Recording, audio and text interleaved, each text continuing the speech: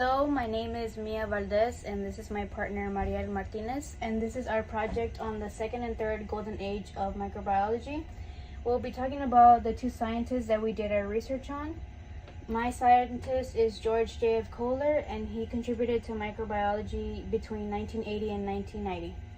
My scientist was Edward Tatum, and he contributed to microbiology between 1950 and 1960. Okay, to begin, George J.F. Kohler was born on April 17, 1946 in Germany, and his nationality is German. Kohler attended the high school Progymnasium Joe Arene, and where his performance was not excellent. He would not do his work in his classes. The only thing he cared about was doing sports. Then, in 1965, he left school with a baccalaureate and went to study biology at the University of Freiburg. At first, George wanted to become a high school teacher and even took classes to become a professor. However, he ended up changing career paths because he wanted to pursue a diploma in an academic or professional career. Afterwards, in April 1974, Kohler began a postdoctoral research internship in Cambridge, where he began to work with Cesar Milstein, which is this man right here. They both began to investigate the mechanism that underlies the diversity of antibodies. As a result, George Kohler remained at the Basel Institute for another 9 years while also working on the development of transgenic mice to understand the mechanism that underlies self-tolerance. Furthermore, Kohler won the Nobel Prize together with Cesar Milstein and Nestor Germ in physiology and medicine in the year 1984. The award was for their work on the immune system and the production of monoclonal antibodies.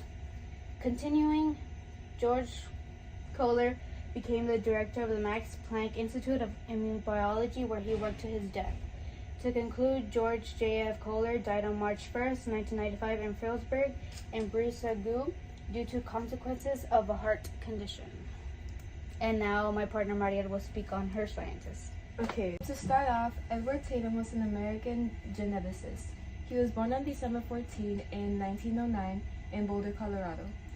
Tatum was educated at the University of Chicago and Wisconsin, taking his A.B. degree in chemistry in 1931, his M.S. degree in microbiology in 1932, and finally his Ph.D. After that, from 1945 until 1948, he was successively assistant professor of botany and professor of microbiology at Yale University. Later in 1948, he returned to Stanford University as a professor of biology and later became a professor of biochemistry there. Then, Tatum successfully applied his methods of inducing mutations and studying biochemical processes in neurospora to bacteria. In addition, with Letterberg, they discovered the occurrence of genetic recombination between Escherichia coli bacteria of the K12 strain.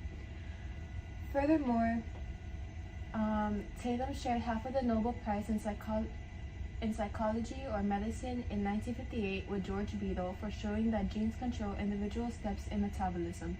Unfortunately, he then died on November 5, 1975 in New York at age 65. So this was our project on the second and third golden age of microbiology. Thank you.